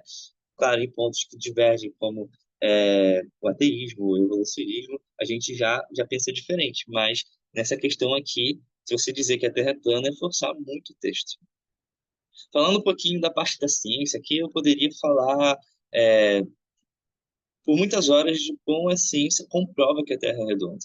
Pelas observações astronômicas, a sombra da Terra da Lua, né? O que argumentam, né, sobre o eclipse lunar, a gente percebe que a Terra é redonda, né? Ou até pelo ciclo da Lua, né? Quando a Lua está na fase minguante ou crescente, a gente vê uma sombra, e essa sombra é da Terra, porque a luz do Sol ela está atrás da Terra e ela reflete. A Lua não tem luz própria, né? É um satélite natural, e a sua luz é através do Sol. Então, a circunferência que está ali, né? Eu não sei como está o céu hoje, mas a gente acha que está na fase minguante. A gente percebe uma circunferência. Ou seja, é a Terra, já nos dizendo que a Terra é redonda, ela é uma circunferência. Estrelas visíveis, ou seja, a gente tem a percepção que todos os astros são em circunferências. fotografia do espaço, onde empresas como a NASA nos fornecem, né, justamente essa imagem que eu botei para vocês, de que a Terra é uma circunferência, experimentos científicos, né? É o experimento o próprio de Erástenes, que ele faz o cálculo do raio da Terra e todo o processo sobre isso, e a curvatura da Terra. Um exemplo também que a gente pode utilizar para isso, quando os aviões vão fazer suas viagens em sentido horário, né? A Terra gira em sentido horário e eles economizam combustível em velocidade, utilizando a velocidade da própria Terra para poder chegar nas suas viagens. Ou seja, o motor fica até, não utiliza o motor do avião para poder chegar nos seus respectivos lugares.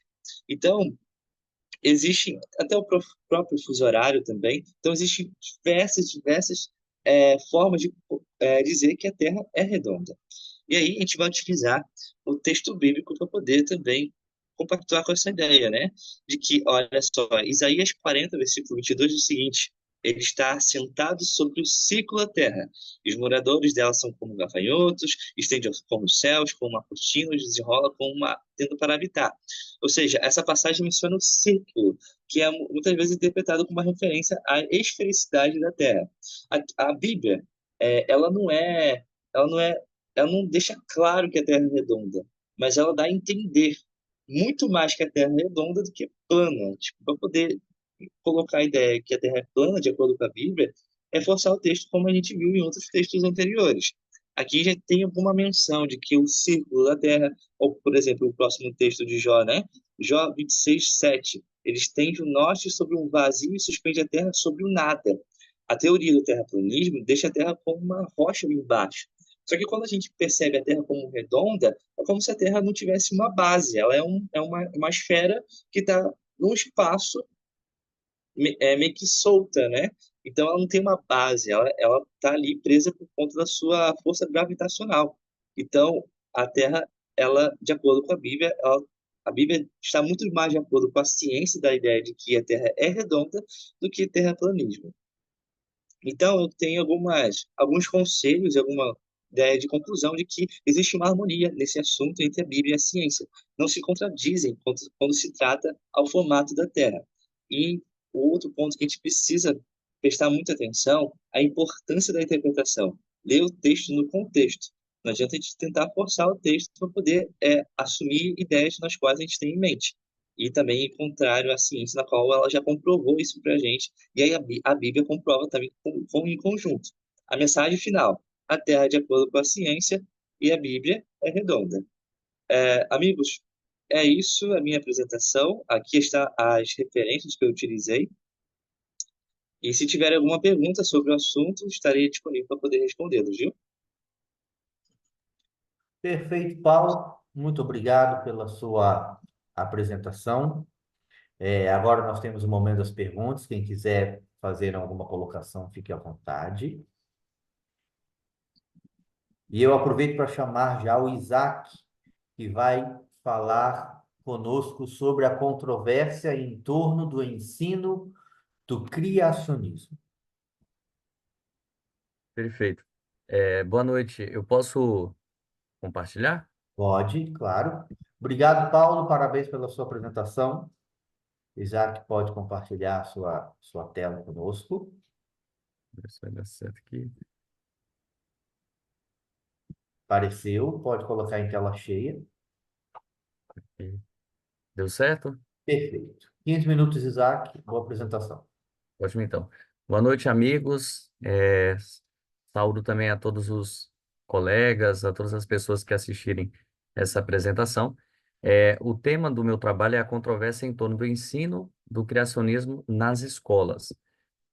Eu coloquei aqui como questão orientadora esta parte aqui em dois pontos, né? A educação normativa gera o debate de diversas temáticas ou apenas direciona os discentes a um viés de estudo. O criacionismo deve ser tratado como um tema relevante no currículo base. Então, seriam essas duas questões que eu me proponho a trabalhar nesta apresentação. Nós temos aqui o índice da apresentação, e aqui, inicialmente, para ganharmos tempo, eu trago uma questão, né? O que que seria, portanto, a educação? Estamos trabalhando nesta pauta acerca da educação Então, qual seria o fundamento? Para tanto, eu escolhi um conceito e uma explanação retirado da LDB, da Lei de Diretrizes e Bases da Educação Nacional, essa lei de 9.394, que foi promulgada em 20 de dezembro de 1996. E o que que ela diz? Eu tenho aqui na apresentação que a educação abrange os processos formativos que se desenvolvem na vida familiar, na convivência humana, no trabalho, nas instituições de ensino e pesquisa, nos movimentos sociais e organizações da sociedade civil e nas manifestações culturais. Então, nós temos aqui, nessa primeira apresentação conceitual, vindo da Lei de Diretrizes e Bases da Educação, uma educação que seja holística, né? Que ela trabalhe e abarque diversas partes do indivíduo, para que assim ele possa ser, de fato, preparado para o convívio social. Isso segundo a LDP. Mas por que que nós temos como apresentação a ideia de uma controvérsia? Porque, a despeito do conceito que a própria lei nos apresenta, nós temos uma apresentação do aspecto de educação no tema criacionista um pouco controverso. E aqui eu fiz questão de trazer para a nossa apresentação dois teóricos de escolas diferentes, né, de análises diferentes em relação ao campo pedagógico, mas que tem aí um ponto importante para nosso estudo acerca do criacionismo. Em primeiro, eu trouxe o Vygotsky, que é um psicólogo da Bielorrússia, fruto do século XX. Ele é de uma linha marxista, então ele trabalha muito com a ideia da educação, uma ideia pedagógica de socioconstrutivismo, ou seja, o indivíduo dentro da sociedade, por meio das relações que ele vai estabelecer com o outro, com a sociedade, as instituições, ele vai se desenvolvendo, ele vai se preparando. Né? E eu trouxe aqui na apresentação que ele afirma que as características tipicamente humanas não estão presentes desde o nascimento do indivíduo, ou seja, ele não é inerente a ele. Elas nem são mero resultado das pressões do meio externo. Elas resultam da interação dialética do homem e seu meio sociocultural. Temos aqui por essa partícula desta palavra, né, essa expressão dialética, a forte influência de Hegel nos trabalhos de Vygotsky, né? Então ali ele trabalha com a dialética hegeliana, onde nós tínhamos uma tese, que seria uma ideia, uma antítese, que é uma ideia oposta à ideia inicial, e através do diálogo dessas duas ideias nós teríamos uma síntese. Então, para ele, uma educação que fosse cabal, ela deveria abarcar essa dialética do indivíduo. Então, docentes, discentes e um meio para poder produzir ali um indivíduo mais preparado para a convivência social. Isso segundo a pedagogia e a ideia de Vygotsky. Por que que eu trago isso? Porque ele está aqui elencando a necessidade de diálogo entre diversas informações. Nós temos aqui uma outra representação de uma outra escola dentro do campo da pedagogia, que é considerado por muitos pedagogos como o pai da didática, né? Nós temos aqui Comênios. Comênios, ele já é muito antes de Vygotsky, ele é de 1592, era um bispo protestante da Morávia, ali da região do Reino da Boêmia, e Comênios, ele já vai trabalhar com uma educação um pouco diferente, porque ele entende que o conteúdo informacional ele tem que estar de acordo com o raciocínio crítico. Então, é necessário haver esta junção, as grandes informações passadas, mas também em relação à criticidade do indivíduo. Ele vai ter uma finalidade da educação constituída em salvar e trazer a felicidade eterna com Deus. Então, ele tem muito próximo essa vertente junto à teologia. Eu trouxe esses dois pensadores, esses dois proeminentes representantes do campo da pedagogia, porque considero válido trazer que ambos apresentam uma necessidade da criticidade dos discentes, né, dos estudantes. E aqui eu, para fundamentar ainda mais a nossa problemática, eu trouxe os parâmetros curriculares nacionais. O que são os parâmetros curriculares nacionais? São as nossas diretrizes que vão nortear o campo de escolha e seleção de todo o conteúdo a explanação dos professores e coordenadores nas escolas, né? Então, de onde o professor ele vai extrair o seu conteúdo? O Parâmetro Curricular Nacional ele dá uma diretriz. Então, ali é claro que o professor vai usar de toda a sua criatividade. Então, ele coloca dois pontos que eu acho relevantes para a nossa análise. Primeiro, o estudante ele tem que saber utilizar diferentes ou divergentes fontes de informação. Olha que importante, gente. Então, o indivíduo, para ser bem preparado, segundo o parâmetro curricular nacional, ele deve ter uma apresentação de diferentes fontes de informação e recursos tecnológicos para adquirir e construir conhecimentos. Além disso, ele deve questionar a realidade, formulando-se problemas e tratando de resolvê-los, utilizando para isso o pensamento lógico, a criatividade, a intuição, a capacidade de análise crítica, selecionando procedimentos e verificando sua adequação. Então, baseado nesses dois pontos extraídos do Parâmetro Curricular Nacional, nós temos aí uma controvérsia interessante.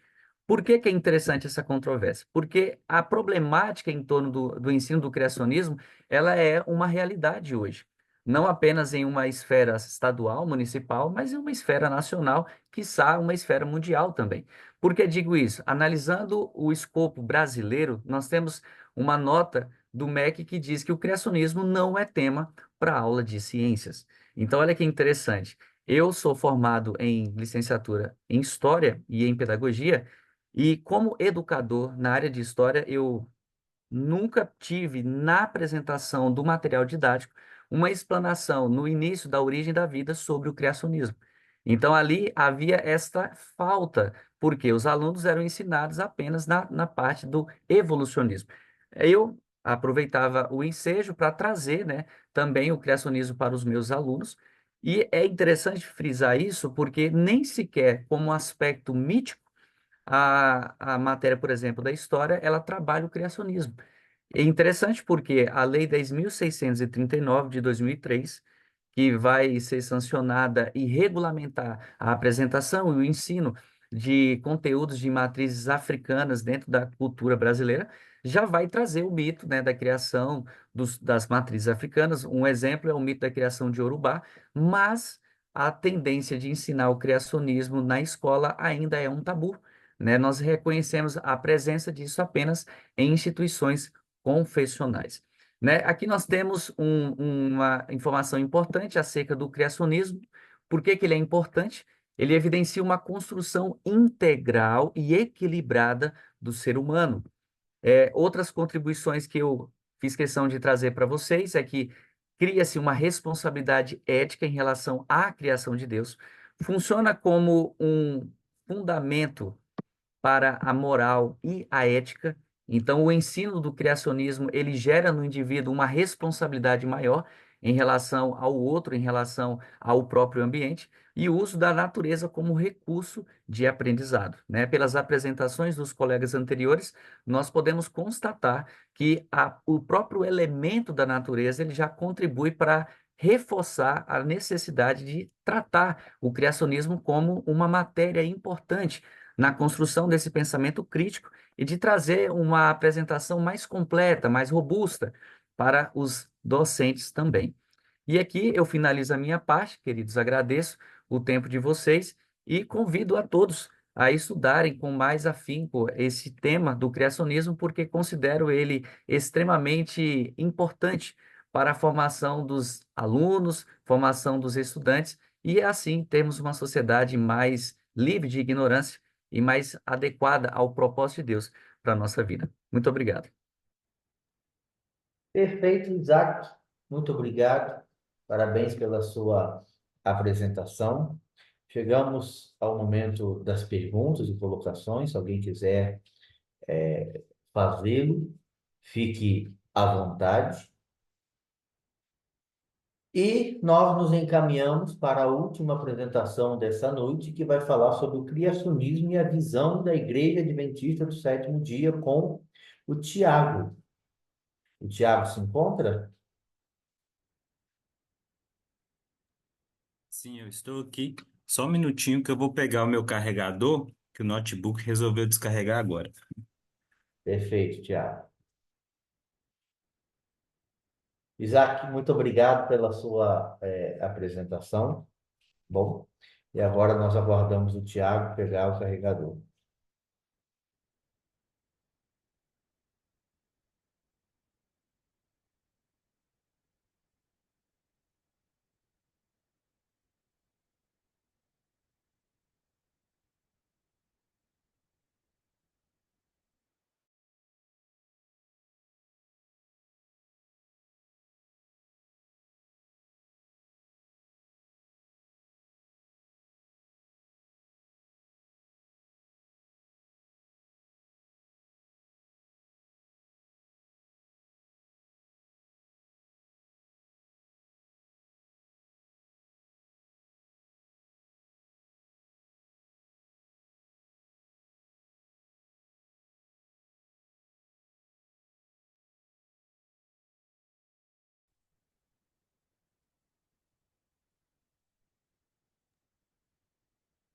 Certo, Tiago? Certo. Estamos vendo sua tela.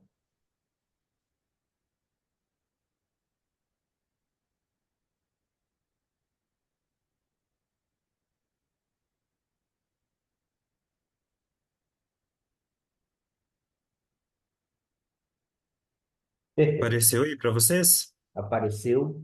Pode continuar. Ok. Então, uma boa noite a todos. Para mim é um prazer, um privilégio estar participando desse momento aí, da Semana do Criacionismo. E hoje vou estar falando aí sobre o criacionismo e a visão da Igreja Adventista do Sétimo Dia.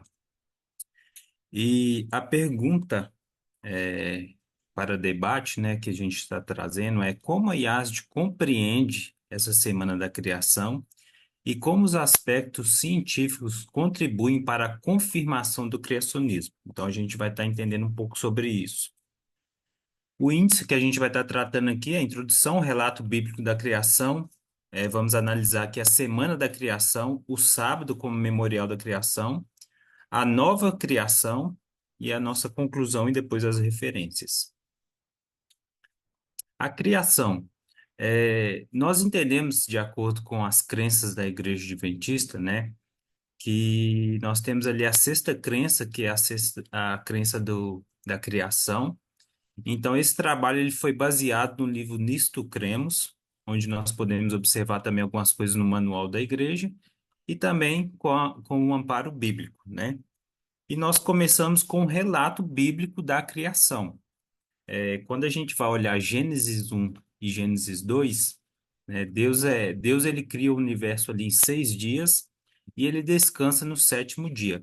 Então, esse relato ele é bem simples. Ele inicia Gênesis 1 dizendo: No princípio criou Deus os céus e a terra.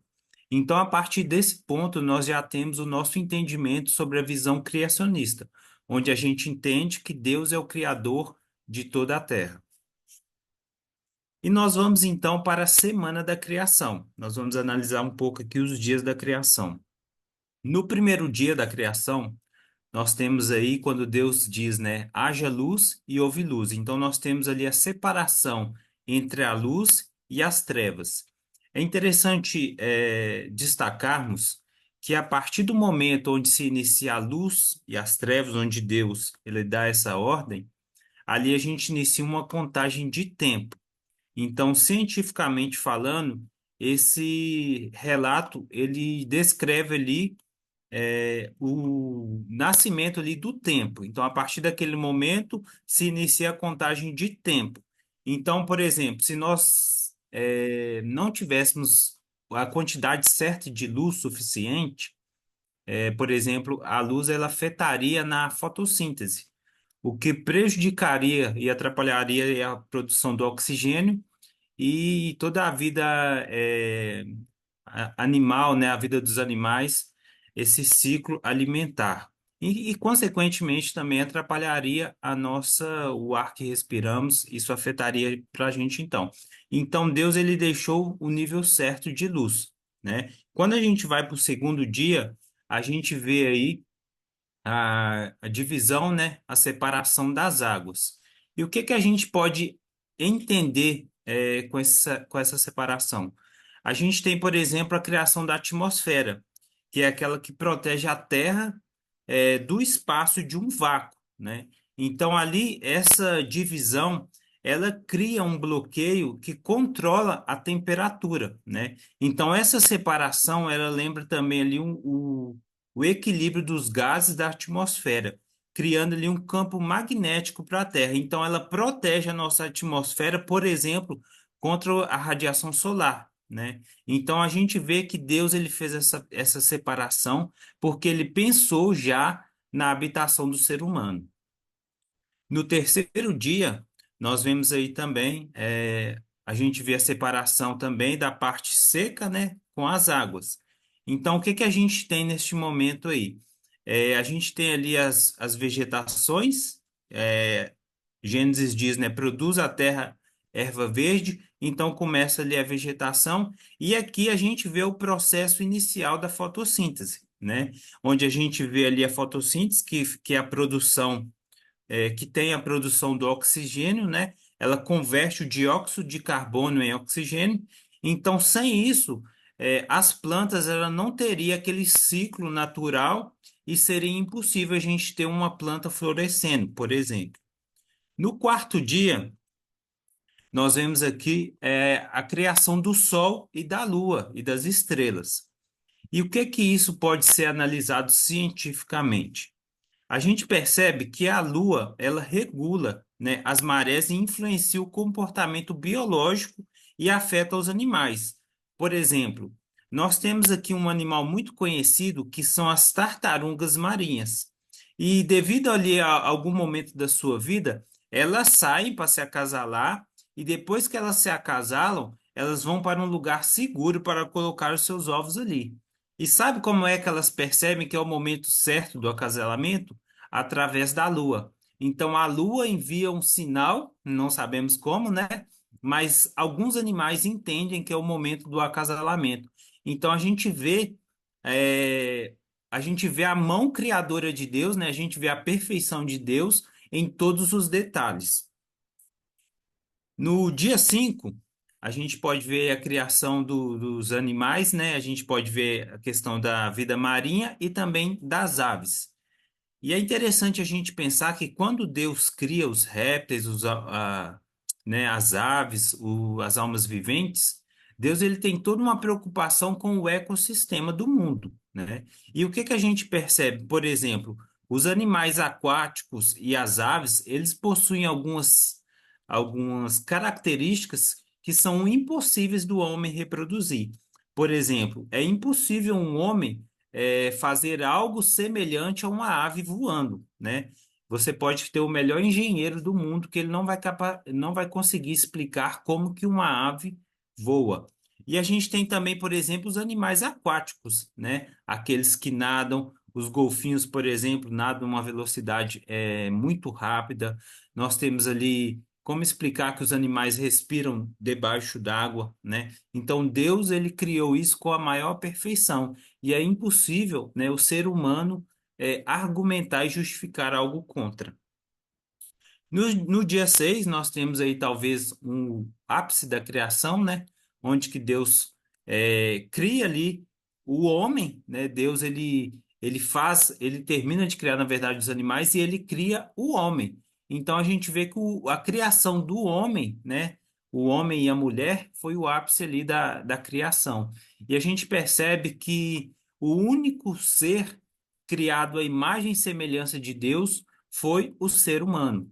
Então nós percebemos também que Deus ele teve um cuidado de moldar o homem através das suas próprias mãos e soprar o fôlego de vida ali no homem, né? E posteriormente vindo criar também a mulher.